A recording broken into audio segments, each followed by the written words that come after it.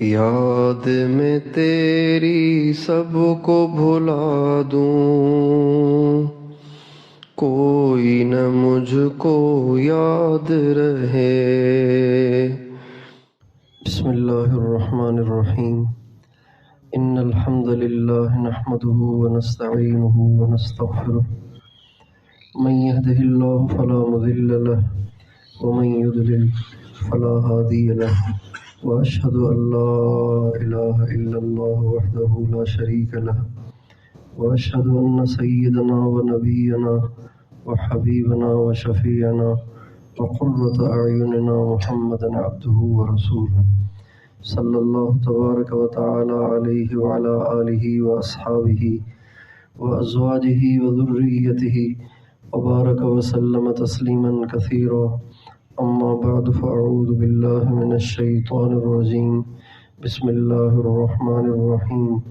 قل ان کان آباؤکم وابناؤکم واخوانکم وازواجکم وعشیرتکم واموال اقترفتموها وتجارة تخشون کسادها ومساکن ترضونها احب الیکم من اللہ ورسولہ وجہاد فی سبیلہ فتربصوا حتی یأتی اللہ بأمرہ واللہ لا یہدی القوم الفاسقین۔ سبحان ربک رب العزة عما یصفون وسلام علی المرسلین والحمد للہ رب العالمین۔ اللہم صل علی سیدنا محمد وعلی آل سیدنا محمد وبارک وسلم۔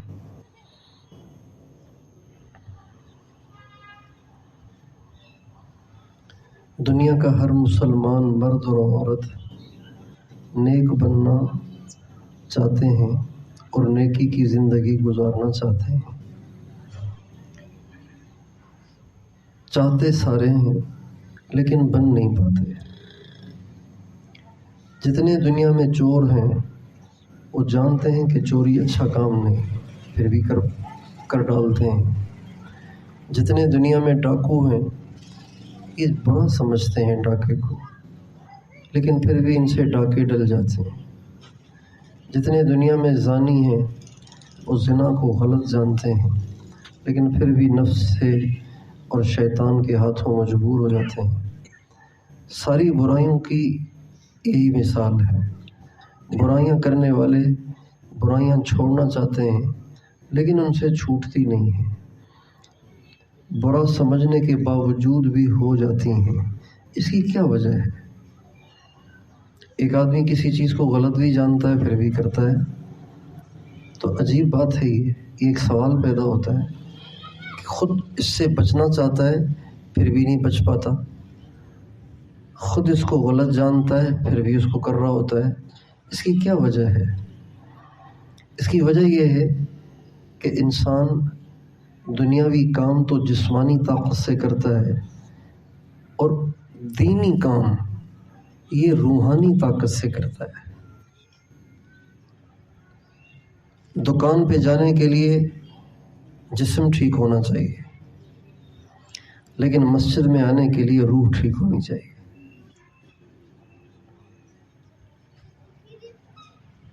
زمین میں ہل چلانے کے لیے جسم میں قوت ہونی چاہیے، لیکن جب حرام سامنے آئے تو نظر جھکانے کے لیے روحانی قوت چاہیے۔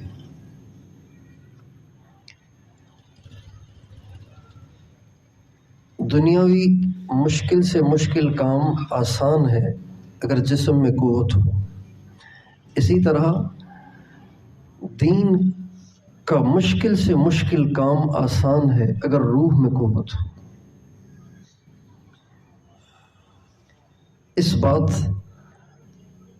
کو سمجھنے کے بعد اب یہ بات واضح ہو جاتی ہے کہ ہم سے گناہ اس لیے ہوتے ہیں کہ روحیں کمزور ہیں، ہم سے برائیاں اس لیے ہو جاتی ہیں کہ روحیں کمزور ہیں، ہم سے فرائض اس لیے پورے نہیں ہوتے کہ روحیں کمزور ہیں۔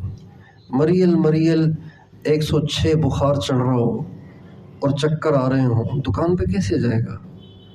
دفتر کیسے جائے گا؟ ہل کیسے چلائے گا؟ جس کی روح کو 106 بخار چڑھ رہا ہو تو وہ نماز پہ کیسے جائے گا؟ وہ نظر کیسے جھکائے گا؟ وہ اپنی زبان پہ کنٹرول کیسے کرے گا؟ وہ گالی گلوچ سے کیسے بچے گا؟ وہ مرد اپنی نگاہوں کو کیسے جھکائے گا؟ اور وہ عورت اپنے آپ کو پردے میں کیسے چھپائے گی؟ آپ دیکھیں، شدید گرمی ہو، جولائی کی تپتی دھوپ ہو، حبس بھی ہو، شدید گرمی چل رہی ہو، جس عورت کی روح تندرست ہو وہ برقع اوڑھ لیتی ہے، اور گرمی ایسی ہے کہ مرد کرتے بھی اتار دیتے ہیں۔ گرمی اتنی کہ کرتا بھی پہننے کو دل نہیں کر رہا، اور دل کرتا ہے کہ کپڑوں سمیت نہایا جائے تاکہ کپڑے گیلے رہیں۔ گرمی اتنی پڑ رہی ہے، اس عورت میں یہ قوت کہاں سے آ گئی کہ اتنی شدید گرمی میں جب مرد گیلے کپڑے پہنتے ہیں اور کرتے اتار دیتے ہیں، لنگیاں پہن لیتے ہیں، ہاتھ میں پنکھے لے لیتے ہیں، کمروں میں ایسیاں کھول دیتے ہیں، تو اس شدید گرمی میں اس عورت نے برقع اوڑھ لیا ہے۔ کون سی طاقت ہے جس کی وجہ سے اس کے لیے برقع آسان ہوا؟ یہ روحانی طاقت ہے۔ نیکیاں جسمانی طاقت سے نہیں کی جاتی، روحانی طاقت سے کی جاتی ہیں۔ دنیاوی کام جسمانی طاقت سے کیے جاتے ہیں۔ آج ہم اپنے جسم کو تو تر و تازہ رکھتے ہیں، اپنے جسم کو تو ٹھیک ٹھاک رکھتے ہیں، اپنے جسم کی تندرستی کے لیے تو فکر مند رہتے ہیں، لیکن کبھی ہم نے سوچا ہی نہیں کہ میں صرف ایک جسم نہیں ہوں، میں ایک روح بھی ہوں۔ ہر انسان صرف جسم نہیں ہے بلکہ دو چیزوں کا مجموعہ ہے۔ چائے کسے کہتے ہیں؟ دودھ اور پتی جب مکس ہو جائے تو یہ چائے ہے، اگر پتی نہیں ہے تو دودھ ہے۔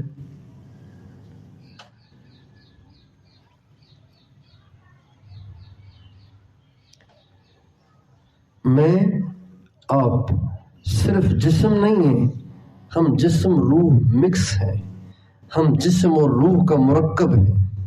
جیسے لباس صرف کرتا نہیں، شلوار کرتا مل کر لباس بنتا ہے۔ اگر کسی نے صرف شلوار پہنی ہوئی ہو تو بھی کہیں گے بھائی کیا بات ہے ننگے پھر رہے ہو۔ کسی نے صرف کرتا پہنا ہوا ہو کہیں گے کیا بات ہے بھائی کپڑے اتار دیے تم نے، سطر کھول لیا تم نے۔ شلوار اور قمیص مل کر یہ لباس بنتا ہے۔ اسی طرح جسم اور روح مل کر ایک انسان بنتا ہے۔ روح نکل جائے تو یہ لاش ہے۔ تو جیسے جسم کو تندرست رکھنا ضروری ہے، روح کو تندرست رکھنا ضروری ہے۔ جسم بیمار ہوگا دنیا کا کام نہیں ہو پائے گا اس سے، روح کمزور ہوگی تو اس سے نیکی کا کام نہیں ہو پائے گا، یہ گناہ سے بچ نہیں پائے گا، یہ گناہ سے بچ نہیں پائے گا، یہ گناہ سے بچ نہیں۔ بہت سے لوگ شکایت کرتے ہیں کہ جی مجھ سے ذکر نہیں ہوتا۔ بھائی آپ کے پاس ٹائم ہے کا ٹائم بھی ہے، اچھا صحت بھی ٹھیک ہے، صحت بھی ٹھیک ہے، بس ذکر کیوں نہیں کرتے؟ کہتے ہوتا ہی نہیں۔ کیسے ہو؟ چونکہ ذکر تو روح نے کرنا ہے، نماز تو روح نے پڑھنی ہے۔ آنکھ نہیں کھلتی، بھائی کیوں نہیں کھلتی؟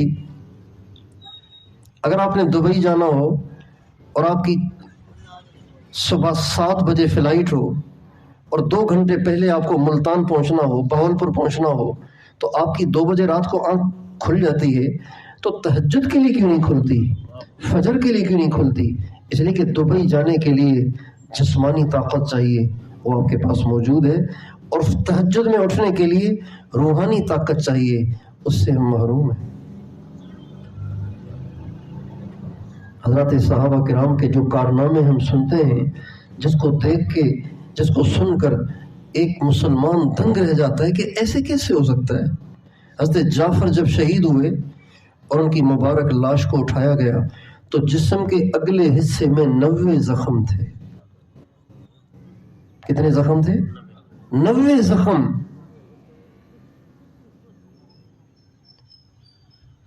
تو یہ 90 زخم ایک دم تو نہیں آئے، یہ 90 زخم ایک دم تو نہیں آئے۔ کوئی بارود کا زمانہ تو نہیں تھا کہ ایک دم کوئی گولہ لگا ان پہ آ کے پڑا تھا اور چھیرے آ کے لگے تھے جس سے 90 زخم بن گئے. یہ تیروں کے زخم تھے، تلواروں کے زخم تھے، نیزوں کے زخم تھے. اور لیکن زخم یوں لگے کہ ایک لگا لیکن روح تندرست ہے تو اور آگے بڑھے، دوسرا لگا روح تندرست ہے تو اور آگے بڑھے، تیسرا لگا روح تندرست ہے تو اور آگے بڑھے، چوتھا لگا روح تندرست ہے، بڑھتے چلے گئے، بڑھتے چلے گئے، زخم کھاتے چلے گئے، تیر سہتے چلے گئے، نیزے لگتے چلے گئے، تلواروں کی کاٹ لگتی چلی گئی. جب 90 زخم آئے اور جسم نے جواب دے دیا تو روح تو کھڑی نہیں ہو سکتی نا، اور شہید ہو گئے. حضرت مصعب بن عمیر کے ہاتھ میں غزوہ احد میں جھنڈا تھا. ہمارے نبی نے لشکر کے ایک حصے کا ان کو امیر بنایا تھا. مسلمانوں کا جھنڈا مصعب بن عمیر کے ہاتھ میں. جب مسلمانوں کو پلٹ کر کفار نے مارنا شروع کیا تو اس زمانے میں ہر فریق کی کوشش یہ ہوتی تھی کہ اگلے فریق کا جھنڈا گرایا جائے، چونکہ جھنڈے کا گرنا شکست شمار ہوتا تھا. تو جو ہٹ لسٹ پہ تھے مسلمانوں میں سے ایک حضور تھے، ایک حضرت حمزہ تھے، ایک حضرت علی تھے اور ایک حضرت مصعب بن عمیر تھے. یہ ہٹ لسٹ پہ تھے. ایک ابو بکر تھے، ایک عمر تھے. یہ چند افراد ہٹ لسٹ پہ تھے کہ ان کو مارنا ہے، ان کو نہیں چھوڑنا ہے. ایک شخص آگے بڑھا، حضرت مصعب بن عمیر کے اس کندھے پہ تلوار ماری، اس بازو پہ تلوار ماری، دائیں بازو پہ جس پہ انہوں نے جھنڈا پکڑا ہوا تھا. اس نے تلوار اس لیے ماری کہ جب بازو ہی کٹ جائے گا تو جھنڈا کیسے نہیں گرے گا. لیکن ادھر بھی حضرت مصعب تھے، ادھر بھی ایک مومن تھا. جب وہ بازو کٹا اور جھنڈا گرنے کا خدشہ ہوا تو بازو کٹنے سے پہلے ہی انہوں نے دوسرے بازو میں پکڑ لیا. اس نے کب بازو تو دو ہی ہوتے ہیں، دوسرا کاٹ دیں گے پھر تو گر ہی جائے گا. جب اس نے دوسرا بازو کاٹا تو حضرت مصعب بن عمیر نے دونوں بازوؤں کے بچے ہوئے حصوں کو جوڑ کے جھنڈے کو اوپر رکھا. یہ جسم نہیں کر سکتا، یہ روح کرتی ہے. یہ عزم اور یہ مجاہدے اور یہ قربانیاں، یہ صرف روح کے کارنامے اور روح کی قوت کے کرشمے ہیں. یہ بھی مسلمان ہے اور وہ بھی مسلمان ہے جس کی دکان مسجد کے پاس ہے، اذان سن کے اس کے قدم نہیں اٹھتے. سامان لینے کے لیے چلا جائے گا بہاولپور بھی، ملتان بھی، لاہور بھی، کراچی تک بھی چلا جائے گا، لیکن پڑوس میں کھڑی مسجد اور پڑوس میں ہونے والی اذان کی آواز سے اس کے کانوں پہ جوں نہیں رینگتی، اس لیے کہ نیکی کے لیے جو قوت چاہیے وہ اس کے پاس ہے نہیں.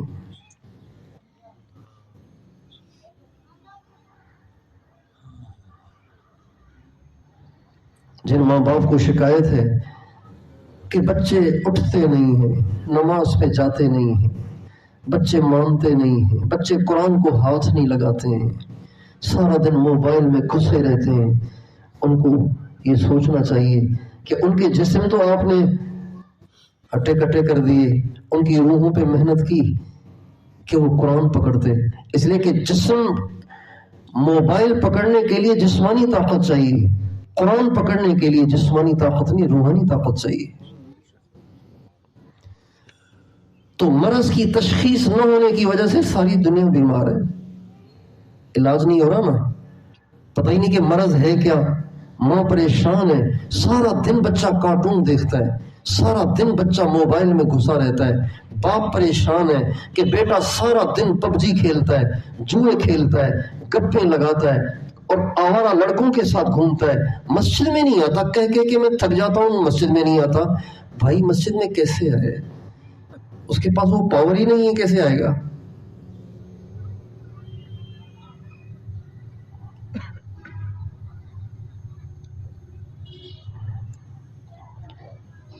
آپ کے پاس یو پی ایس والی اتنی موٹی بیٹری ہے لیکن موبائل کی بیٹری چارج نہیں ہے، تو آپ کے پاس اتنی موٹی بیٹری سے موبائل چل جائے گا؟ چل جائے گا؟ کیسے چلے گا؟ یہ اس کی بیٹری نہیں ہے، اس کو وہ والی بیٹری چاہیے، اس کو وہ والا پاور چاہیے، اس کو یہ والا پاور نہیں چاہیے، اس کو وہ والا پاور چاہیے. وہ والا پاور آپ دے دیں، پھر دیکھیں موبائل کیسے چلتا ہے.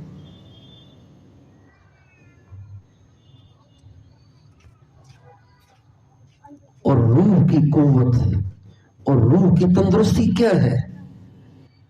جسم کی تندرستی تو یہ ہے کہ کوئی انفیکشن نہ ہو، ہر عضو سلامت ہو، یہ جسم کی تندرستی ہے۔ روح کی تندرستی کیا ہے؟ کہ روح اللہ کو چاہنے لگ جائے، یہ روح کی تندرستی ہے۔ روح کی تندرستی یہ ہے کہ وہ اللہ کو چاہے، اللہ کے محبوب کو چاہے، یہ روح کی تندرستی ہے۔ جس کی روح جتنا زیادہ اللہ کو چاہے گی وہ اتنے مشکل اعمال، اتنی مشکل نیکیاں اس کے لیے آسان ہو جائے گی۔ حضرت عمار بن یاسر جب شہید ہوئے تو ان کی عمر 92 سال تھی۔ 92 سال کا بوڑھا تلوار لے کے میدان میں گھس سکتا ہے؟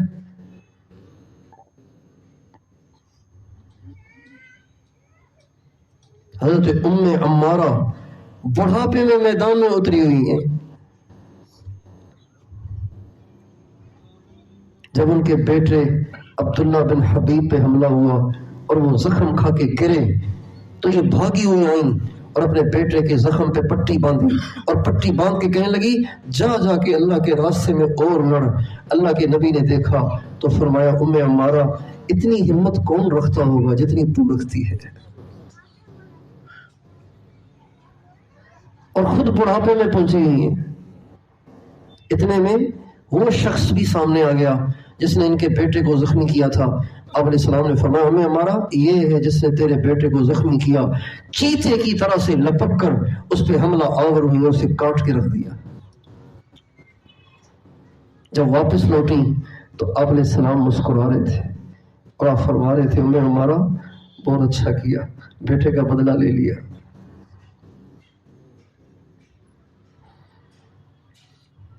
میدان جنگ میں اترتے ہیں تو بوڑھے بھی جوان ہیں۔ جب رات آتی ہے سورج ڈوب جاتا ہے تو مسلح پہ ایسے بوڑھے بھی ایسے کھڑے ہو جاتے ہیں جیسے کوئی جوان ہے، ساری رات نمازیں پڑھ رہے ہیں۔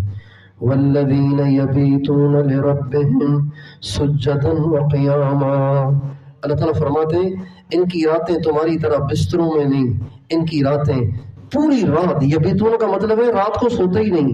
والذین یبیتون لربہم سجدا وقیاما، یہ وہ خوش قسمت ہستیاں ہیں، یہ وہ مقدس روحیں ہیں جن کی ساری رات سجدے میں یا قیام میں گزرتی ہے۔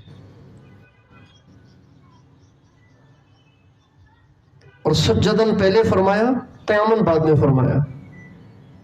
نماز میں پہلے قیام ہوتا ہے، سجدہ ہوتا ہے، قیام پہلے ہوتا ہے، سجدہ بعد میں ہوتا ہے، لیکن اللہ تعالیٰ نے ان کے سجدے کے تذکرے پہلے کیے، ان کے سجدے کا تذکرہ پہلے کیا، ان کے قیام کا تذکرہ بعد میں کیا، اس لیے کہ ان کو سب سے زیادہ مزہ سجدے میں آتا ہے اور ان کے سب سے زیادہ طویل سجدے ہوتے ہیں۔ جسے اللہ کی محبت کا جس نے ذائقہ چکھا ہو نا، اس سے پوچھیں کہ سجدہ کتنا لذیذ ہوتا ہے، سجدے میں کتنا سرور ہوتا ہے۔ سجدہ تمام عبادات میں سب سے زیادہ لذیذ ترین عبادت ہے، جب بندہ اپنا سر مٹی پہ اور فرش پہ مصلے پہ رکھے ہوئے ہے اور اس کا یہ تصور ہے کہ میں نے اپنے پروردگار کے قدموں میں سر رکھا ہوا ہے۔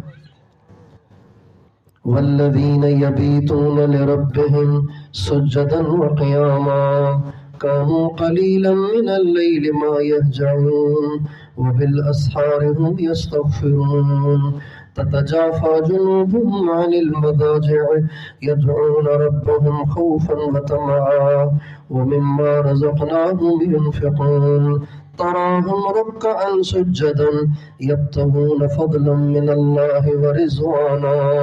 یہ صحابہ اور صحابیات کی جو شب بیداری ہے وہ اللہ اس کی گواہی دے رہے ہیں کہ یہ جب دیکھو رکوع میں، جب دیکھو سجدے میں، اور یہ کسی کو دکھانے کے لیے نہیں کرتے ہیں، یہ اپنے دکھ اور اپنی پریشانیوں کی وجہ سے نہیں کرتے ہیں۔ ہم تو لمبی نماز تب پڑھتے ہیں جب کوئی مشکل آتی ہے،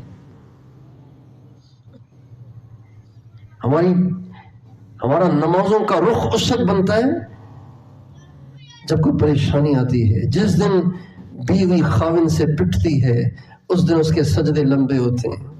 جس دن مرد اپنے دفتر میں کسی سے مار کھاتا ہے تو اس کے سجدے لمبے ہوتے ہیں. جس دن کرائے کا مکان خالی کروانے کو کہا جاتا ہے اس دن ان سب کے مصلے پہ جاتے ہیں. اللہ تعالیٰ فرماتے ہیں یہ ایسے نہیں ہے، یہ دنیاوی مشکلات سے گھبرا کر ڈر کر مصلے نہیں بچھاتے ہیں، یہ راتوں کو اس لیے نہیں جاگتے ہیں، بلکہ ان کے رکوع ان کے سجدے اس لیے ہوتے ہیں کہ یہ اپنے پروردگار کو خوش کرنا چاہتے ہیں. تراہم رکعا سجدا یبتغون فضلا من اللہ ورضوانا. جب دیکھو رکوع میں، جب دیکھو سجدے میں، اور کچھ نہیں چاہتے، صرف اللہ کو خوش کرنا چاہتے. یہ وہ کرے گا جس کی روح تندرست ہوگی. یا ایھا المزمل قم اللیل الا قلیلا نصفه او انقص منه قلیلا او زد علیہ ورتل القرآن ترتیلا انا سنلقی علیک قولا ثقیلا ان ناشئة اللیل ہی اشد وطئا واقوم قیلا ان لک فی النہار سبحا طویلا واذکر اسم ربک وتبتل الیہ تبتیلا رب المشرق والمغرب لا الہ الا ہو فاتخذہ وکیلا. اللہ تعالیٰ فرماتے ہیں اپنے نبی سے تو یہ کام کر جو میں کہہ رہا ہوں، وذرنی والمکذبین اولی النعمت ومہلہم قلیلا. تیرے جو دشمنوں نے میرے حوالے کر، تو یہ کر میں وہ کر لوں گا. وذرنی والمکذبین، چھوڑ مجھے اور انہیں جو تجھے جھٹلاتے ہیں، جن کے پاس بہت پیسہ ہے، جن کے پاس بڑی دنیا ہے، مجھے اور انہیں چھوڑ پھر دیکھنے کا کیا اثر کرتا ہوں. آج روحیں بیمار ہیں، دل اللہ کو نہیں چاہتے، اللہ کے غیر کو چاہتے ہیں. ہم سارے پیسے کے طلبگار ہیں، ہم سارے مال کے طلبگار ہیں، ہم سارے عزت کے بھوکے، ہم سارے شہرت کے بھوکے، عہدوں کے بھوکے، لوگوں کی محبت کے بھوکے، لوگوں کی شاباش اور واہ واہ کے بھوکے، پیسے کے بھوکے، روٹی کے بھوکے، کپڑوں کے بھوکے، مکان کے بھوکے، عزت کے بھوکے. اللہ کے بھوکے نہیں ہیں. اس لیے ہمارے لیے دین پہ چلنا مشکل ہوتا ہے. ایک آدمی ویٹ اٹھاتا ہے تو 80 کلو اٹھا رہا ہے، اور اس سے کہیں کہ عورت سامنے آئے تو نظر جھکاؤ تو کہتے جھکتی نہیں ہے. بھئی آپ تو 80 کلو اٹھا لیتے ہیں تو یہ اتنی پتلی سی پلک کیوں نہیں نیچے ہوتی آپ سے؟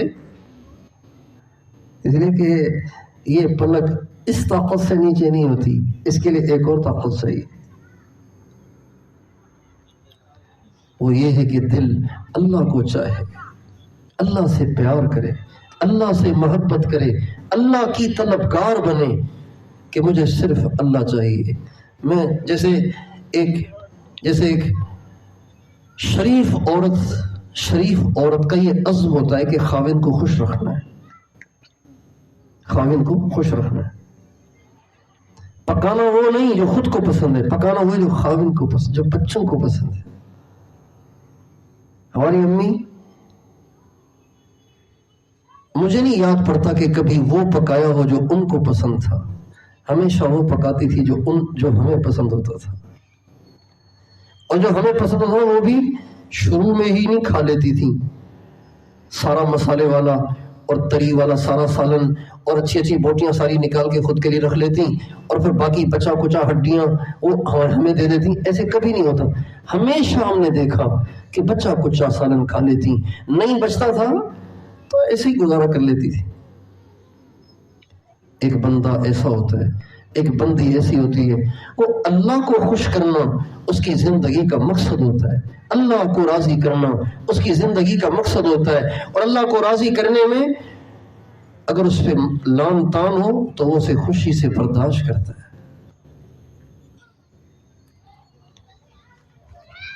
ایک بیوی کے خاوند کو شلجم پسند ہے مثلا، اس لیے اس گھر میں شلجم زیادہ پکتے ہیں. اب اس گھر میں اس عورت کی بیوی کی ایک سہیلی آئی، کھانے کا ٹائم تھا، اس نے اس کے سامنے بھی کھانا پیش کر دیا. پہلے بھی کئی دفعہ ایسے ہو چکا تھا. اب جب دوبارہ شلجم پیش کیے تو اس نے اس کا مذاق اڑایا. जब देखो तुम्हारे घर में शलजम, जब देखो तुम्हारे घर में शलजम, और कोई कुछ तुम्हें मिलता ही नहीं है क्या? इतने फकीर हो गए हो क्या? कमाते नहीं हो क्या? खामिन तुम्हारा हड हराम है क्या? पता नहीं क्या क्या बातें उसने कह दी। क्या उसकी बातों से मुतासर होकर वो शलजम पकाना छोड़ देगी? आपसे पूछता हूँ, नहीं छोड़ेगी। क्यों? इसलिए कि उसका मकसद लोगों की वाहवा लेना नहीं है, उसका मकसद अपने खाविन को खुश करना है। हम लोगों के लान तान से हुजूर की सुन्नत छोड़ते हैं। कितने दीनदार हैं, उनसे पूछे भी ये शादी आप बच्चे की कैसे कर रहे हैं? मुसलमानों की शादियां तो ऐसी नहीं होती, ये तो हिंदुओं का तरीका है। कहते जी क्या करें, आखिर लोगों को भी तो मुंह देना है। एक काश आप ये सोचते कि चाहे सारी दुनिया लान तान करे, चाहे सारी दुनिया बातें बनाए, मुझे तो हुजूर को मुंह दिखाना है।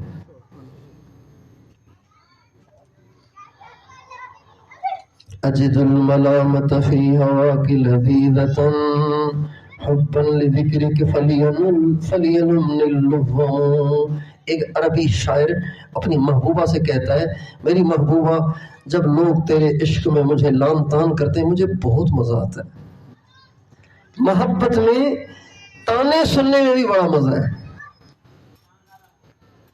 जिसे सिर्फ तारीफों में मजा आता है वो आशिक नहीं है। आशिक वो है जिसे लान तान में भी मजा आता है।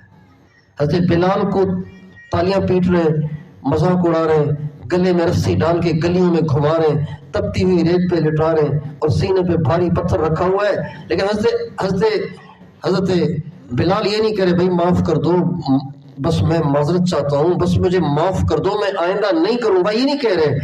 वो गालियां दे रहे, वो ताने दे रहे, मजाक उड़ा रहे और गले में रस्सी डाल के घुमा रहे। और हज़रत बिलाल की जबान पे नाम है तो बस एक ही है, अहदुन अहद, अहदुन अहद, अहदुन अहद, अहदुन अहद।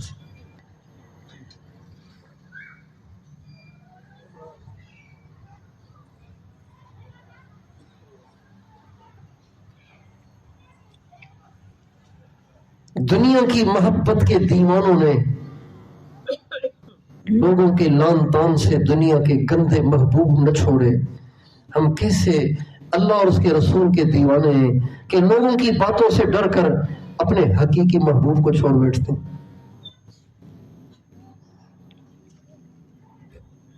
कहते कि मजनू जो था ना, उसको उसका वालिद ले गया बैतुल्ला शरीफ, ये अरब था, इसको उसका वालिद ले गया हरमैन शरीफैन, बैतुल्ला शरीफ ले गया कि वहां चल के दुआ हुआ करें, अल्लाह करे इसको हिदायत मिल जाए और ये सुधर जाए। तो लोगों ने देखा कि जब इसने एहराम बांधा, चादरें पहनी और आके बैतुल्ला का तवाफ करने लगा, तो चुपके चुपके अशार पढ़ रहा था और कह रहा था, दाल मुहरिमून अल्लाह यस्तगफिरूनहु बिमक्कत वहनन अंसतुम हाज़ुनूबुहा वनादैतु अन या रब्बि अव्वल सुलती लिनफ्सी लैला सुम्मा अंत हसीबुहा फ़इन औत लैला फ़ी हयाती लम यतुब इलल्लाह खल्क़ुन तौबतन लअतूबुहा। ये देख रहा हूँ मैं सारे लोग चादरें पहने हुए अल्लाह से गुनाहों की माफी मांग रहे हैं, बस मेरा सवाल तो अल्लाह से एक ही है, वो अल्लाह को भी पता है, और वो ये है कि मुझे लैला मिल जाए। फिर कहने लगा, या अल्लाह, अगर आपने मुझे लैला मिलवा दी ना तो मैं वो तौबा करूंगा जो मुझसे पहले किसी ने भी नहीं की होगी, लेकिन एक दफा ये मेरी ख्वाहिश पूरी कर। तो उसके बाप ने जो ये सुना तो उसको बहुत लान तान किया और उसको डांटा, उसको धमकाया, उसको धमकियां दी, मैं मार दूंगा तुझे, तौबा कर। तो कहने लगा, इलाही तुब्तु मिन कुल्लिल माआसी, ये तो कहा जोर से, फिर चुपके से कहा, वलाकिन हुब्ब लैला ला अतूबु, ऐ अल्लाह मैं सारे गुनाहों से माफी मांगता हूँ, लेकिन चुपके से कहा, लेकिन लैला की गुनाह से तो माफी मेरे बस में नहीं रही। गंदे महबूबों और गंदी मोहब्बतों से लोगों ने तौबा न की। हमने अपने हकीकी महबूब छोड़ दिए दुनिया के लालच में, दुनिया के शौक में, लोगों की वाहवाह के शौक में। हम कैसे दीवाने हुए।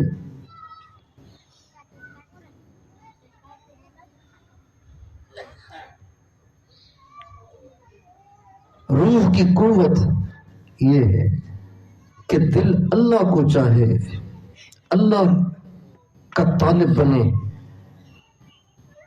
اللہ کو ڈھونڈے.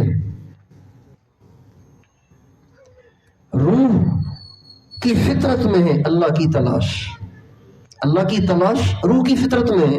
جیسے جسم کی فطرت میں ہے غذا کی تلاش. آپ دیکھیں جب چوزا انڈے سے نکلتا ہے تو نکلتے ہی کیا کرتا ہے؟ دانے ڈھونڈتا ہے. ڈھونڈتا ہے کہ نہیں ڈھونڈتا؟ نکلتے ہی دانے ڈھونڈتا ہے. وہ کوئی پستان نہیں تلاش کرتا کہ میں کہیں سے دودھ پی لوں. اس کی فطرت میں دانوں کو چگنا رکھا ہوا ہے، اللہ نے رکھا ہوا ہے.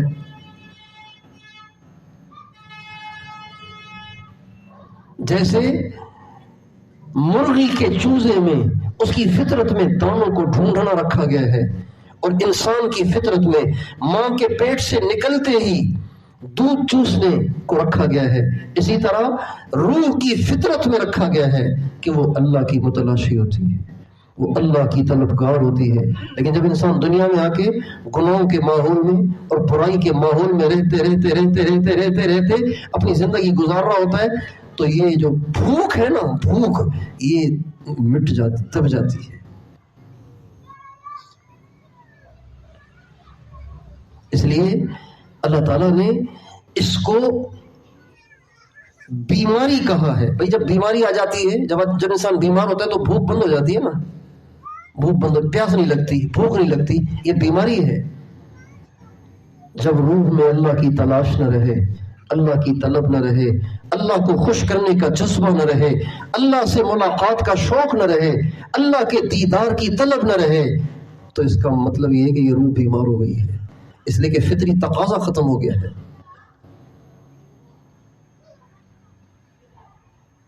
حضرت عبداللہ ابن جہش رضی اللہ تعالی عنہ حضرت سعد سے کہنے لگے کہ اے سعد، آؤ آج مل کے دعا کرتے ہیں. اس لیے کہ جب ایک دعا کرے دوسرا آمین کہے تو وہ دعا قبول ہو جاتی ہے. کہنے لگے ٹھیک ہے کر لیتے ہیں دعا. دونوں نے ہاتھ اٹھائے. حضرت سعد نے کہا اے اللہ، میدان میں اترنا ہے، کفار سے جنگ ہے، کسی بڑے کافر سے مقابلہ کروانا تاکہ بڑا کفر مٹے میرے ہاتھوں. بڑے کافر سے مقابلہ کرا اور پھر اس کو میرے ہاتھوں قتل کروا تاکہ بڑا کفر مٹے. جیسے کسی بڑے اللہ والے کے جانے سے روحانی دنیا میں خلا پیدا ہوتا ہے، بڑے کافر کے ذبح ہونے سے بھی کفر میں خلا پیدا ہوتا ہے. تو وہ تمنا کر رہے ہیں یا اللہ، کفر کے مٹنے کے لیے کفار کا مٹنا ضروری ہے، اے اللہ کسی بڑے کافر کو مٹوانا میرے ہاتھوں. حضرت عبداللہ نے کہا آمین، لہذا قبول ہو گئی. اب حضرت عبداللہ کی باری آئی. حضرت عبداللہ نے ہاتھ اٹھائے، اے اللہ میدان میں اترنا ہے، کفر تو مٹ ہی جائے گا، اے اللہ میرا مقابلہ بھی کسی بڑے کافر سے کروانا، کفر تو مٹ ہی جائے گا، تیرا نبی جو آیا ہے کفر کو مٹانے ہی آیا ہے، کفر تو مٹ جائے گا لیکن مجھے اس کے ہاتھوں ذبح کرانا. کسی بڑے پہلوان سے مقابلہ کرا جو مجھے تیرے راستے میں قتل کر دے، اور صرف قتل نہ کرے، میری ناک کو بھی کاٹ دے، کان بھی کاٹ دے، آنکھیں بھی نکال دے، جسم کے ٹکڑے ٹکڑے کر دے. تو ٹکڑے ٹکڑے کیوں کروانے کا شوق ہو رہا ہے؟ تو کہنے لگے یا اللہ اس لیے تاکہ قیامت کے دن جب کٹی ناک کے ساتھ اور پھوٹی ہوئی آنکھوں کے ساتھ اور کٹے ہونٹوں کے ساتھ اور جسم کے الگ الگ ٹکڑوں کے ساتھ تیرے سامنے پیشی ہو اور تو مجھ سے پوچھے کہ عبداللہ یہ کیوں ہوا، تو میں بے دھڑک کہہ سکوں تیرے لیے تو ہوا اور کس کے لیے ہوا.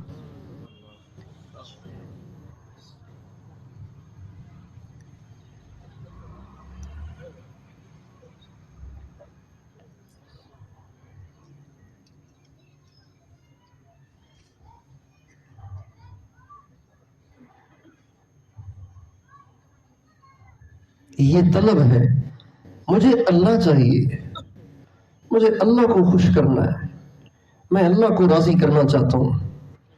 اللہ کی رضا کا جو طلبگار ہوگا اذان اسے بے چین کر دیتی ہے. اللہ کی رضا کا جو طلبگار ہوگا حرام سے بچنا اس کے لیے کوئی مسئلہ ہی نہیں ہوتا.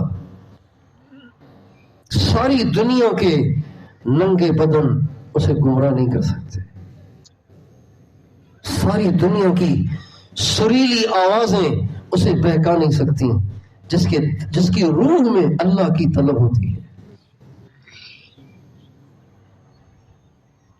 کوئی تجھ سے کوئی کچھ مانگتا ہے، میں تجھ سے تجھی کو خدا مانگتا ہوں۔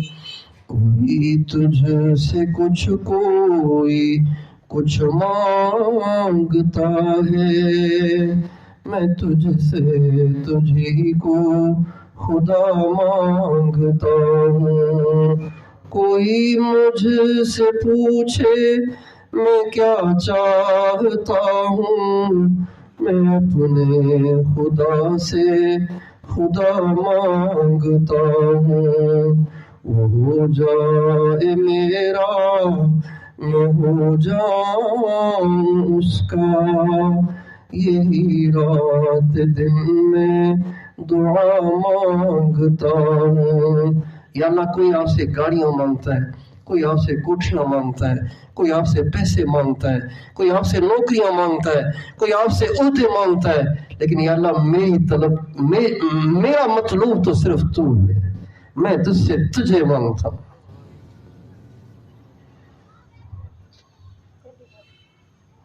یہ جو طلب ہے نا، یہ روح کی تندرستی ہے۔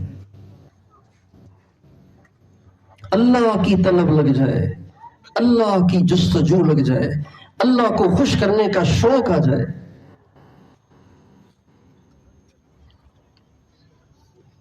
اب آپ سوچیں گے چلیں اللہ کو اگر ہم ڈھونڈنا شروع کریں تو اللہ مل جائے گا تو ہوگا کیا اس سے؟ بھائی اللہ ملے گا تو سب کچھ ملے گا، دنیا بھی ملے گی، آخرت بھی ملے گی۔ اور اللہ مل جائے تو چاہے دنیا نہ بھی ملے تو بھی بہت مزے میں ہوتی ہے زندگی۔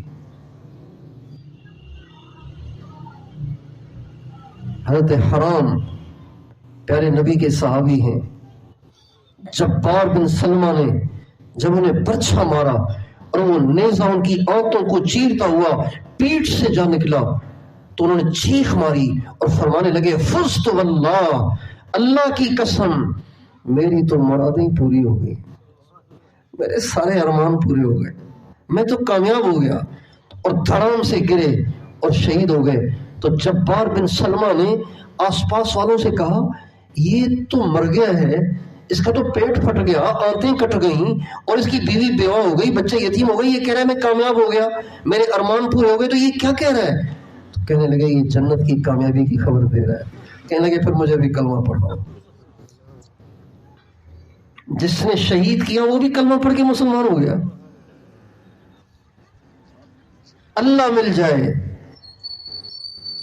تو پھر موت میں بھی مزہ ہے، اللہ مل جائے شہید ہو جانے میں بھی مزہ ہے، اللہ مل جائے تو بھوک میں بھی مزہ ہے، اللہ مل جائے تو فاقے میں بھی مزہ ہے، اللہ مل جائے تو غربت میں بھی مزہ ہے، اللہ مل جائے تو خالی جیب میں بھی مزہ ہے، اللہ مل جائے تو خالی پیٹ میں بھی مزہ ہے۔ اللہ نہ ملے آپ بنگلوں میں بھی رہتے ہوں گے بے چین رہیں گے، گاڑیوں میں گھومیں گے بے چین رہیں گے، دنیا کی ساری نعمتیں آپ کے پاس ہوں، لیکن اللہ نہیں ملا آپ بے چین رہیں گے، پریشان رہیں گے، زندگی ادھوری رہے گی، زندگی اجیرن رہے گی۔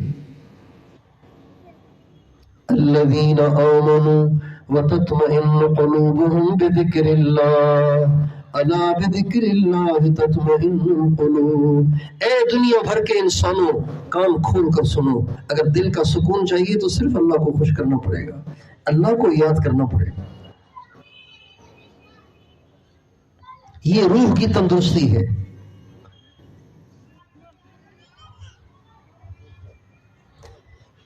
جب روح میں اللہ کو خوش کرنے کا جذبہ معجزن ہونے لگے نا، سمجھ جائیں کہ صحت کی طرف طبیعت چل پڑی ہے۔ اور اگر کپڑے ایسے ہوں، گھر ایسا ہو، گاڑی ایسی ہو، پیسہ اتنا ہو، عہدہ ایسا ہو، واہ واہ ہو، شہرت ہو، بلے بلے ہو، بیمار ہے بیچارہ، معذور ہے۔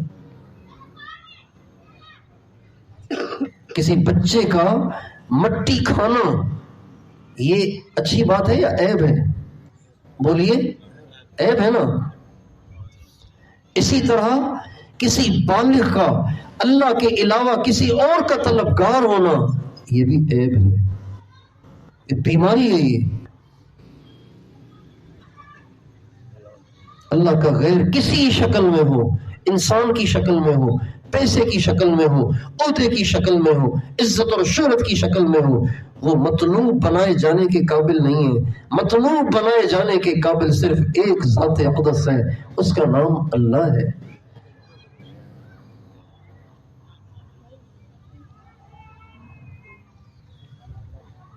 ہمارے ایک بزرگ تھے حضرت مولانا محمد عمر صاحب پالم پوری رحمۃ اللہ علیہ، وہ ایک شعر پڑھا کرتے تھے، جب لا کہا تو لا ہوا، پھر لا بھی اس میں لا ہوا، جز لا ہوا کل لا ہوا، پھر کیا ہوا اللہ ہوا۔ جب لا کہا تو لا ہوا، پھر لا بھی اس میں لا ہوا، جز لا ہوا کل لا ہوا، پھر کیا ہوا اللہ ہوا۔ اس کا مطلب یہ ہے کہ جب میں کہتا ہوں نا لا الہ الا اللہ، جب لا کہتا ہوں اس میں ہر چیز پہ تلوار پھر جاتی ہے، ہر چیز کی نفی ہو جاتی ہے، اور پھر ہر چیز کی بھی نفی ہوتی ہے، خود لفظ لا کی بھی نفی ہو جاتی ہے، جز کی بھی نفی، کل کی بھی نفی، انسانوں کی بھی نفی، جنات کی بھی نفی، فرشتوں کی بھی نفی، مال کی بھی نفی، پیسے کی بھی نفی، اور عہدے کی بھی نفی، شہرت کی بھی نفی، ہر چیز کی نفی، بس ایک ہی رہ جاتا ہے، اس کا نام اللہ ہے۔ ابراہیم علیہ السلام نے جب ان کی مورتیاں توڑی نا نمرود کی، ان کا جو مین بت خانہ تھا، مرکزی بت خانہ، اس کی مورتیاں ساری توڑ ڈالیں، اور پتہ بھی چل گیا کہ اس نے کیا ہے، تو حضرت ابراہیم کو انہوں نے رسیوں سے باندھا اور ایک بہت بڑی آگ جلائی اور اس آگ میں پھینک دیا ان کو۔ اب پھینکنے کے لیے انہوں نے منجنیق ایک آلہ بنایا، شیطان نے ان کو ایک آلہ سکھایا منجنیق، جیسے ہمارے زمانے میں ٹینک ہے، ٹینک میں بارود ڈالتے ہیں، اس کے ذریعے سے پھینکتے ہیں، گولی بندوق میں گولی ڈالتے ہیں، گولی کو پھینکتے ہیں، اور غلیل میں پتھر ڈال کے پھینکتے ہیں۔ اس طرح سے ایک آلہ بنا کے دیا جس میں ان کو بٹھایا گیا، کپڑے اتارے گئے، رسیوں سے باندھا گیا اور ان کو پھینکا گیا۔ جب ان کو پھینکا جانے لگا تو آسمانوں میں ہلچل مچ گئی۔ اللہ پاک سے فرشتوں نے درخواست کی، یا اللہ دنیا میں آپ کا ایک ہی ابراہیم تو ہے، آج اس کو بھی جلایا جا رہا ہے، تو آپ اس کی مدد کریں نا، اتنی بڑی آگ ہے تو ابراہیم تو بیچارہ جل بھن جائے گا۔ تو اللہ تعالیٰ نے فرمایا ان استغاث بکم فاغیثوہ، اگر یہ مدد مانگے تو کرو، میرا حکم نہیں ہے، تم جاؤ پیشکش کرو، آفر کرو، مانگ لے تو کر لینا۔ چنانچہ فرشتہ آیا، آگ کا فرشتہ الگ آیا، ہوا کا فرشتہ الگ آیا، اور دونوں نے آ کے اللہ کے عاشق خلیل سے کہا ابراہیم اتنی بڑی آگ ہے، آپ کو ڈالا جا رہا ہے، تو آپ ہمیں حکم دیں گے، ہمارے لائق کوئی خدمت ہے کہ ہم اس آگ کو بجھا دیں یا اڑا دیں؟ تو حضرت ابراہیم علیہ السلام بڑی بے نیازی کے ساتھ فرمانے لگے اما الیکما فلا واما الی اللہ فبلا، ہاں ضرورت ہے، آج مجھے ضرورت ہے، لیکن تمہاری نہیں، میں نے تو سب کی نفی کی ہے، اس میں تمہاری بھی نفی ہو گئی ہے، اب تو مجھے اس کی ضرورت ہے جس کے نام پہ مجھے ڈالا جا رہا ہے۔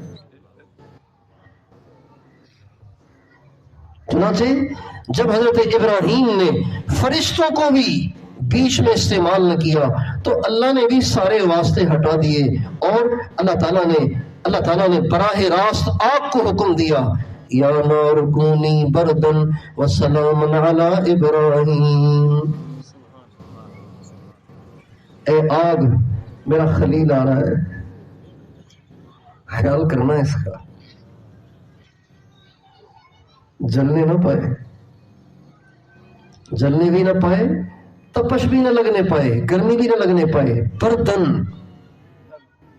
چلے آگ میں گرے لیکن اس کی حرارت کو اللہ کم کر دے کہ بھئی جلے نہیں لیکن گرمی لگ رہی ہے، پسینے میں شرابور ہو رہے ہیں، اللہ تعالیٰ نے فرمایا جلانا بھی نہیں ہے، گرمی بھی لگنے نہیں دینی، ایئر کنڈیشن کمرہ بننا ہے، بردن و سلامن، ٹھنڈی بھی ہو جا، سلامتی والی بھی ہو جا۔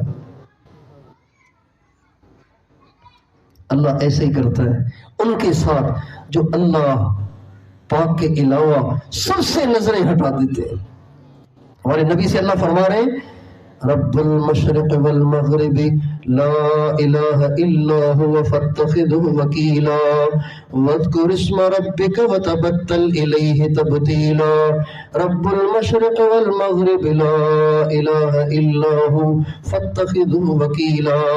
میرے نبی میرا نام اتنا لے اتنا لے اتنا لے اتنا لے کہ ساری دنیا سے تو کٹ کر صرف میرا ہو کے رہ جائے. اور پھر مشرق کا رب اور مغرب کا رب اس کے سوا کوئی ہے ہی نہیں کہ جس سے دل لگایا جائے, جسے پوجا جائے, جس کے سامنے جھکا جائے.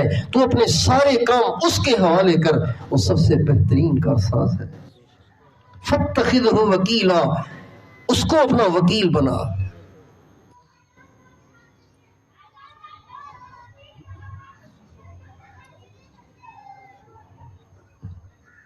ہمارے حضرت جی کے صاحبزادے فرمانے لگے کہ ہمارے حضرت جی پہ جب کبھی کوئی پریشانی آتی تھی تو فرماتے تھے ہم نے اپنا کام اس وکیل کو سونپ دیا جو کبھی کیس میں ہارتا نہیں ہے. ہم نے اپنا کام اس وکیل کے سپرد کر دیا جو کبھی اپنے کیس میں ہارتا نہیں ہے. وکیل ہارتے بھی ہیں جیتے بھی ہیں. ہم نے اپنا کام اس وکیل کے حوالے, وکیل کہتے ہیں اس کو جس کے حوالے کام کیے جائے, ہم نے اپنا کام اس وکیل کے سپرد کر دیا جو کبھی اپنے کیس میں ہارتا نہیں. رب المشرق والمغرب لا الہ الا هو فاتخذہ وکیلا. مشرق کا رب, مغرب کا رب, اس کے سوا کوئی ہے کوئی نہیں ہے, اس کے سوا کوئی کارساز نہیں ہے. لہذا اپنے سارے کام اس کے سپرد کر.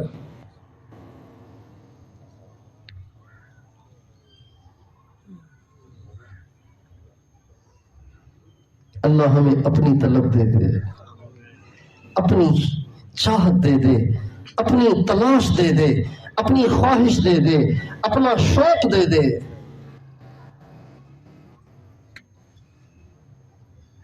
یہ بھی ایک شوق ہے. پیسہ کمانے کا شوق ہے نا. آپ دیکھیں پاگلوں کی طرح دنیا لگی ہوئی ہے, لگے ہوئے ہیں, تھکتے ہی نہیں ہیں, تھکتے ہی نہیں ہیں, اور پیٹ بھرتا ہی نہیں ہے. ارب پتی بھی دن رات لگا ہوا ہے. بھائی آپ تو ارب پتی ہیں, آپ کی تو نسلوں کو بھی کافی ہے, آپ کو کیا ہو گیا ہے؟ لگے ہوئے ہیں, لگے ہوئے ہیں, لگے ہوئے ہیں. کوئی مطمئن نہیں ہے. یہ جنون ہے. ہمارے نبی کا ارشاد ہے لو ان لابن آدم وادیا من ذهب لاحب ان يكون له وادیان. اگر کسی آدم کے بیٹے کو پورا سونے کا جنگل دے دیا جائے نا, وہ کہے گا اللہ میاں ایک اور. وَلَن يَمْلَأَ فَاهُ إِلَّا التُّرَابُ. اس کا پیٹ قبر کی مٹی سے پہلے نہیں بھرے گا. یہ جو اس کی جو بھوک ہے نا, یہ قبر میں جا کے ختم ہوگی. یہ شوق ہے, پیسہ پیسہ پیسہ, مال مال مال, عزت عزت عزت, شہرت شہرت شہرت, واہ چاہیے, بلے بلے چاہیے. اور جو نوجوان انٹرنیٹ کے گندے نالے میں جا گرے ہیں, انہیں شوق ہے روزانہ نئے چہرے, روزانہ نئے بدن. یہ ایک شوق ہے, یہ ایک جنون ہے. بھرتا ہی نہیں پیٹ, بھرتا ہی نہیں پیٹ, بھرتا ہی نہیں پیٹ. روزانہ نئی فلم, روزانہ نئے بدن, روزانہ نئے چہرے, پیٹ ہی نہیں بھرتا. اور یہ بھی ایک شوق ہے. مجھے اللہ چاہیے, مجھے حضور چاہیے. مجھے کون چاہیے؟ بولیے, مجھے حضور چاہیے.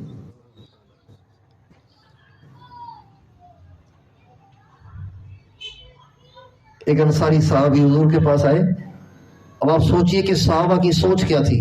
صحابہ کی سوچ دیکھیے. صحابی آئے, یا رسول اللہ میں بہت پریشان ہوں, بہت پریشان ہوں. فرمایا کیا ہوا؟ کہ نہیں یا رسول اللہ میں سوچتا ہوں کہ جب دنیا سے جائیں گے, جنت میں جائیں گے, تو آپ تو پتہ نہیں کہاں ہوں گے, اتنا اونچے, ہم تو نیچے ہوں گے. تو جب آپ کا دیدار نہیں ہوگا تو جنت میں کیسے مزہ آئے گا؟ یہ ٹینشن ہے. کتنا فرق ہے.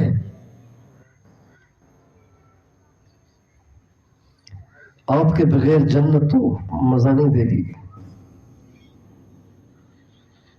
آپ نے فرمایا آپ نے فرمایا، آپ تو خاموش رہے، حضرت جبریل آ گئے۔ اللہ اکبر! کیا صحابہ اللہ کے ہاں مقبول ہیں کہ وہ سوال کرتے ہیں جواب عرش سے آتا ہے۔ جبریل علیہ السلام آ گئے قرآن کی آیتیں لے کر، وَمَن يُطِعِ اللَّهَ وَالرَّسُولَ فَأُولَٰئِكَ مَعَ الَّذِينَ أَنْعَمَ اللَّهُ عَلَيْهِم مِّنَ الصِّدِّيقِينَ مِنَ النَّبِيِّينَ وَالصِّدِّيقِينَ وَالشُّهَدَاءِ وَالصَّالِحِينَ وَحَسُنَ أُولَٰئِكَ رَفِيقًا۔ جو اللہ اور اس کے رسول کا فرما بردار ہو کر مرے گا وہ قیامت کے دن نبیوں کے ساتھ ہوگا، صدیقین کے ساتھ ہوگا، شہداء کے ساتھ ہوگا، صالحین کے ساتھ ہوگا۔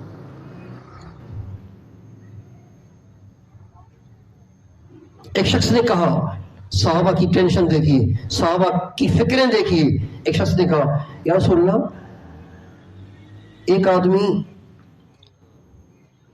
نیک لوگوں سے محبت کرتا ہے لیکن اس کے اپنے اعمال ان جیسے نہیں ہیں، تو وہ قیامت کے دن کہاں ہوگا؟ ایک آدمی نیک لوگوں سے پیار کرتا ہے لیکن اس کے اعمال اس درجے والے نہیں ہیں۔ بھائی مجھے محبت تو ہے فلاں ایم پی اے صاحب سے، لیکن وہ تو ڈیفنس میں رہتے ہیں، میں تو کچی آبادی میں رہوں گا، مسکین آدمی، ڈیفنس میں تو مجھے گھر نہیں ملے گا نا۔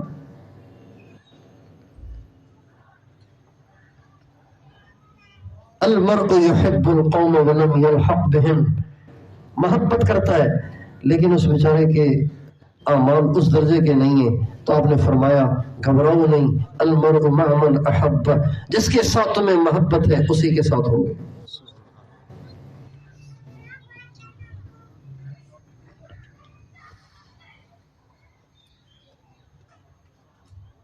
اللہ کی طلب آ جائے، حضور کی طلب لگ جائے، حضور سے ملنے کا شوق ہو جائے، حضور کو دیکھنے کا شوق لگ جائے۔ ایک ساتھی بتانے لگے، ہمارے ساتھی کہنے لگے کہ وہاں میں گھر میں داخل ہوا، سارے بچے سروں پہ کپڑے ڈال کے بیٹھے ہوئے، چھوٹے چھوٹے بچے سر پہ کپڑے ڈال کے بیٹھے ہوئے۔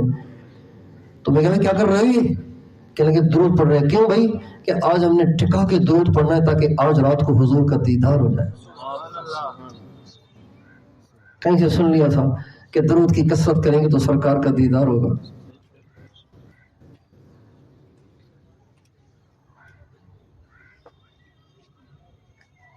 اللہ ہمیں یہ طلب دے دے، اللہ یہ والی پیاس لگا دے، یہ والی بھوک لگا دے۔ میں عمرے پہ اللہ تعالیٰ لے گیا، ایک دفعہ والدہ گئیں، پھر اس کے بعد اہلیہ گئیں، پھر اس کے بعد بیٹی گئیں، پھر اس کے بعد 2 بیٹے گئے، ایک بیٹا چھوٹا رہ گیا۔ جب میں وہاں گیا تو چھوٹے بیٹے نے مجھے وائس کیا، اس کے 2 بڑے بھائی گئے تھے تو چھوٹے نے وائس کیا، اس کی عمر کوئی 7-8 سال تھی، اس نے مجھے وائس کیا اور وہ زار و قطار رو رہا تھا، کہنے لگا ابو سارے چلے گئے میں نہیں گیا، تو جب آپ لوگ جاتے ہیں مدینے تو حضور میرا پوچھتے نہیں ہے کہ اس کو کیوں نہیں لاتے ہو؟ یہ کہہ کے وہ رو رہا تھا زار و قطار، اس کا وائس میں نے محفوظ کر لیا کہ کام آئے گا۔ حضور میرا نہیں پوچھتے کہ تم اس کو کیوں نہیں لاتے ہو؟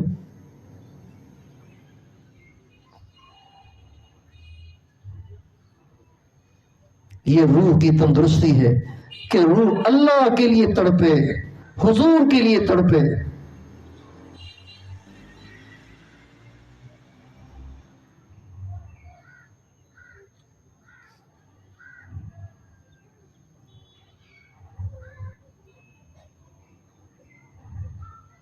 اور یہ تندرستی کہاں سے ملتی ہے؟ ان بیماریوں کا علاج کہاں ہوتا ہے؟ یہ بیماری ہے نا کہ بھوک نہیں لگ رہی، روح کو اللہ کی بھوک نہیں لگ رہی، روح کو حضور کی بھوک نہیں لگ رہی، یہ بیماری کیسے جائے گی؟ اس کا علاج کہاں ہوتا ہے؟ اس کا علاج اہل اللہ کی صحبت ہے۔ اس کا علاج کیا ہے؟ اس کا علاج کیا ہے؟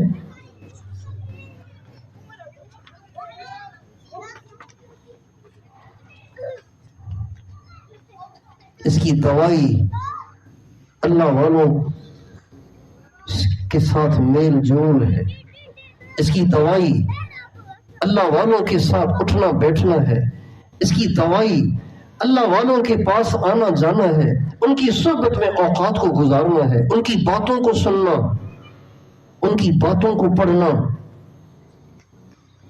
یہ اس کا علاج ہے۔ آپ کسی عاشق کے پاس چند دن گزار کے دیکھیں، آپ کو محسوس ہوگا کہ بھوک لگنا شروع ہو گئی ہے، پیاس لگنا شروع ہو گئی ہے۔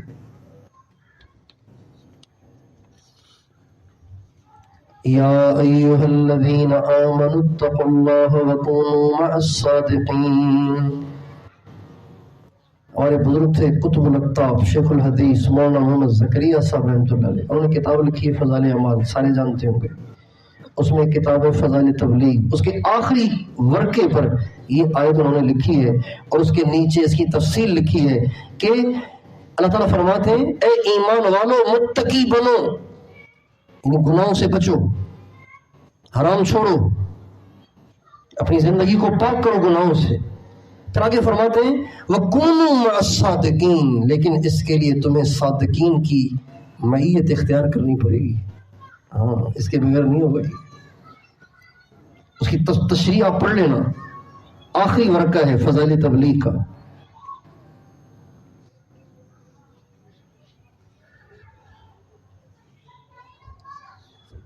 ہیچ چیزیں خود بخود چیزیں نشد، ہیچ آہن خنجر تیغ نشد، مولوی ہرگز نشد مولا روم، تا غلام شمس تبریز نشد۔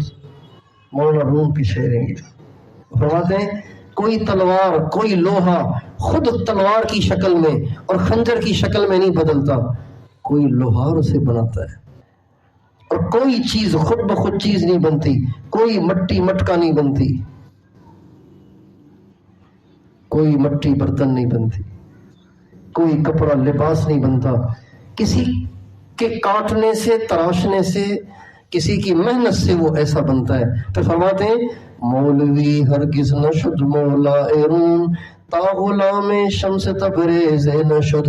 مولوی جلال الدین آج روم کا مولا بنا ہوا ہے، یہ اس کا کمال نہیں ہے، یہ اس کے شیخ شمس تبریز کی محنت کا کمال ہے۔ یہ مولانا روم فرماتے ہیں مثنوی میں۔ جتنے اللہ والے بنے خود نہیں بنے، یہ کسی کے پاس رہ کے بنے۔ حضرت غوث بہادر زکریا ملتانی یہ خود نہیں ایسے بن گئے، ولیوں کے بادشاہ نہیں بن گئے، ولیوں کے سردار خود نہیں بن گئے، یہ شیخ شہاب الدین سہروردی کی نظر اور دعا اور توجہ تھی، تربیت تھی، جس کی وجہ سے اللہ نے ان کو یہ مقام بخشا۔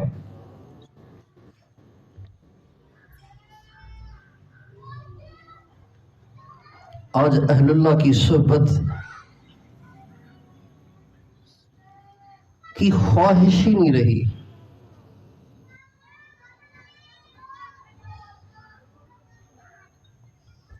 ماحول ہی نہیں رہا اس کا کہ ابھی چلو کسی اللہ والے کے پاس جا کے تھوڑی دیر بیٹھیں۔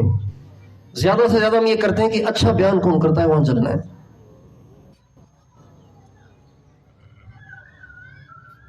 بیانوں سے دین نہیں آتا، دین صحبت سے آتا ہے۔ تقریریں سننے سے دین نہیں آتا، دین صحبت سے آتا ہے۔ اگر وہ تقریر کرنے والا ایسا ہے کہ جس کا دل اللہ کی محبت میں بھرا ہوا ہے تو اس کی تقریر میں بیٹھنے سے فائدہ ہوگا۔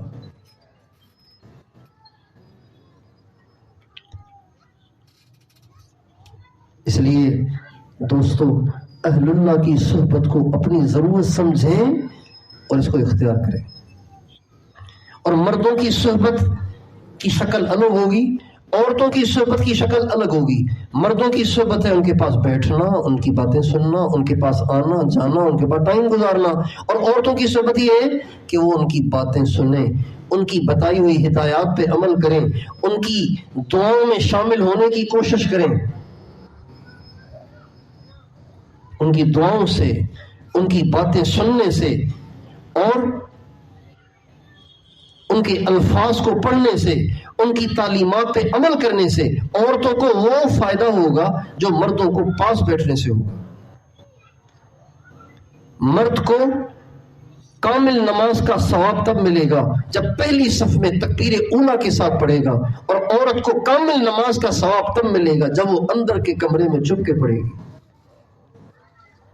اس کو اس طریقے سے پورا اجر ملے گا، اس کو اس طریقے سے پورا اجر ملے گا۔ ایسے ہی عورت کو اہل اللہ کی صحبت سے فائدہ اٹھانے کا طریقہ وہ ہے، اور مردوں کے لیے یہ ہے۔ اس لیے عورت مایوس نہ ہو۔ بہت ساری عورتیں ہمارے گھر والوں کو میسیجز کرتی ہیں، ہم عورتیں ہیں، آخر ہم کیا کریں؟ ہم نے خود تو نہیں اپنے آپ کو عورت بنایا، اللہ نے بنا دیا، ہم کیا کریں؟ نہ کسی اللہ والے کی مجلس میں جا سکتی ہیں، نہ کسی اللہ والے کو دیکھ سکتی ہیں، نہ ان کے پاس بیٹھ سکتی ہیں، تو ساری چیزیں ہمارے لیے ناجائز کر دی گئی ہیں۔ تو اس کا یہ جواب ہے کہ ان کو وہی فائدہ ہو اس طریقے سے ہوگا، ان کو یہ فائدہ اس طریقے سے ہوگا۔ اللہ تعالیٰ ہمیں اپنی طرف دے دے، آمین نہیں کہہ رہے ہیں اب؟ اللہ ہمیں اپنی طرف دے دے، اپنی طلب دے دے، اپنی بھوک دے دے، اپنی پیاس دے دے۔ جیسے پیاسا پانی کو ڈھونڈ ہی لیتا ہے نا، ایسے ہی جب اللہ کی تڑپ پیدا ہو جائے گی نا تو اللہ کو ڈھونڈ ہی لیں گے۔